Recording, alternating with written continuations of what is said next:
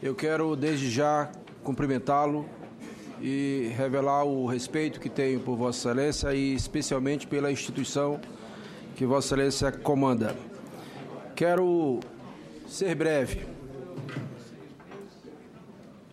e lhe fazer duas perguntas bem objetivas.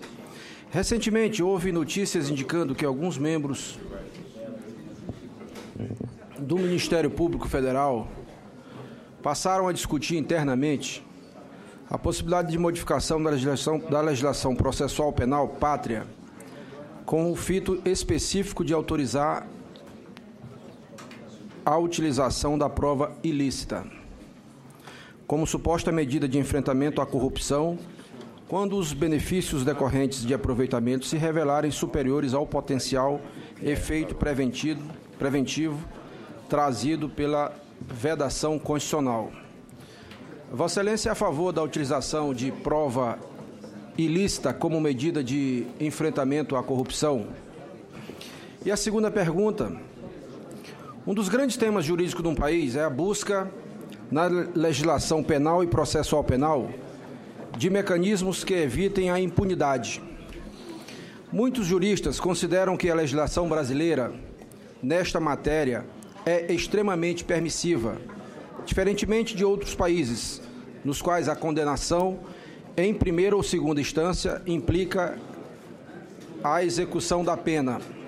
Vossa Excelência considera que a legislação deva ser alterada para que seja mais rigorosa a aplicação das decisões em matéria penal?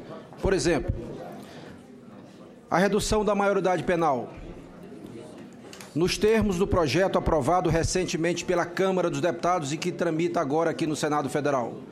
Qual a visão de Vossa Excelência? Só isso, presidente.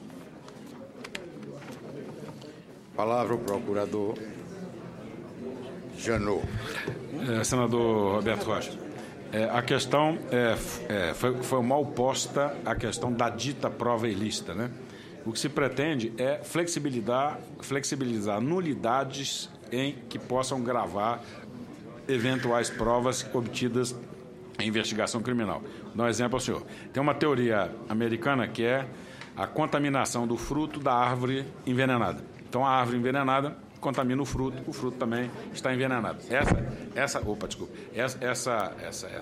aforisma é trazido para o campo do direito penal. Então, toda prova de origem ilícita contamina a própria prova e ela não pode ser utilizada como prova no âmbito de um processo penal. A questão está em delimitar o que é ilícito e o que não é ilícito. Então, vou dar dois exemplos para o senhor ter ideia da complexidade do tema. Essas questões são frutos de criação jurisprudencial da jurisprudência dos Estados Unidos, lá onde nasceu essa teoria dos frutos da árvore envenenada, contaminação dos frutos da árvore envenenada. E a jurisprudência se deparou lá com algumas situações em que não se poderia ter genericamente esse entendimento da ilicitude da prova.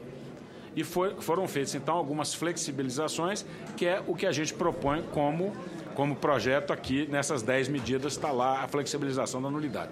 Vou dar dois exemplos para o senhor da evolução aqui no direito brasileiro. Se um juiz de primeiro grau autoriza uma interceptação telefônica de um alvo que está sendo investigado.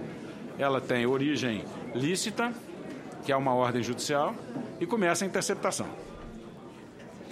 Num determinado momento, alguém que não está interceptado fala com essa pessoa. Estou ouvindo direito. Isso. Melhorou. Está ouvindo? Melhorou. Melhorou agora. Num determinado momento, alguém que não é alvo da investigação fala com essa pessoa que teve a sua interceptação telefônica judicialmente determinada.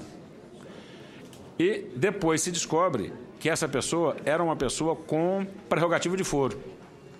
Se o senhor faz a aplicação pura e simples dessa teoria da contaminação dos frutos da árvore envenenada, essa prova teria que ser descartada. Então, a jurisprudência brasileira constrói o quê? Houve um encontro fortuito de provas.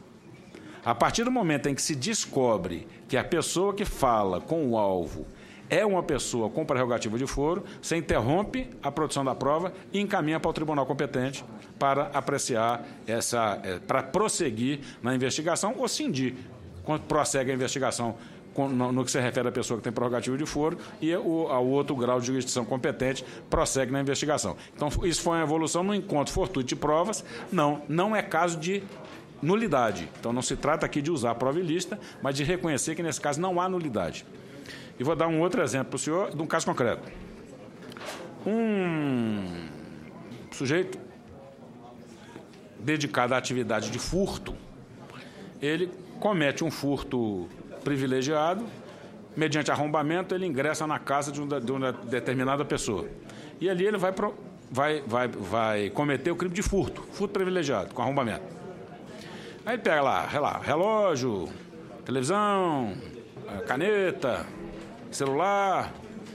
Aí ele descobre uma mídia e, ao verificar essa mídia, ele vê que o sujeito praticava reiteradamente crime de pedofilia.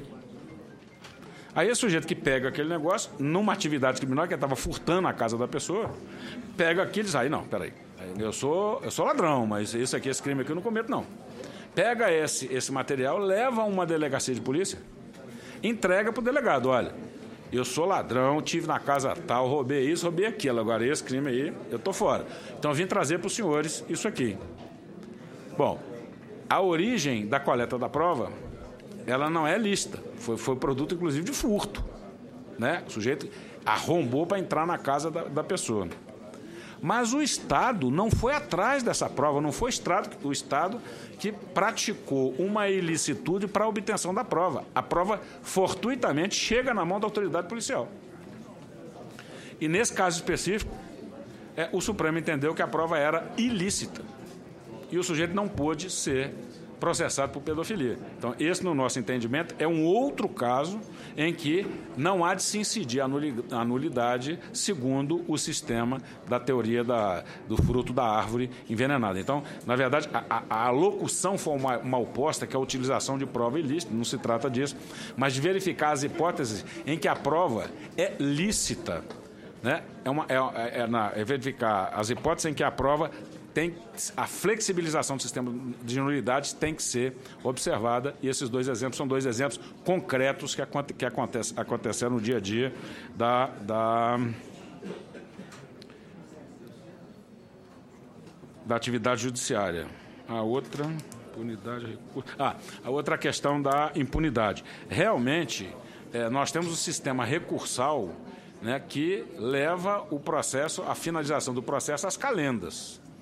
E nós temos que, dar uma organização nesse sistema de recurso, que não pode haver recurso. Eu, lá no Supremo, vejo lá no dia a dia julgamento de embargos de declaração, de embargos de declaração, de embargos de declaração, embargos infringentes, em agravo regimental, em agravo de instrumento, em recurso extraordinário. Quer dizer, isso é um absurdo que esse sistema admita essa quantidade de recursos.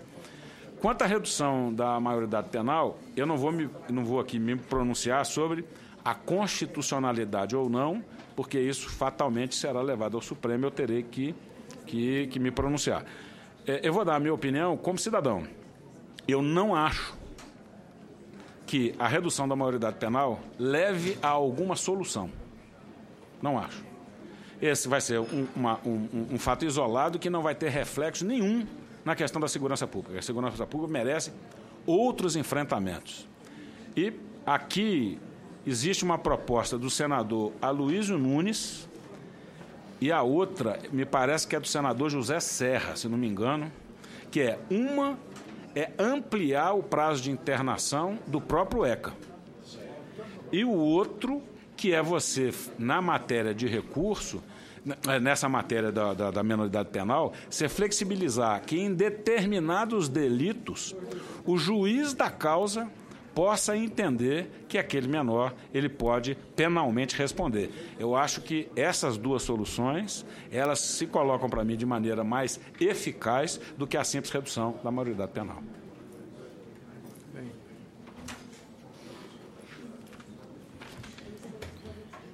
Com a palavra, o senador Ataídes Oliveira. Obrigado, presidente Maranhão.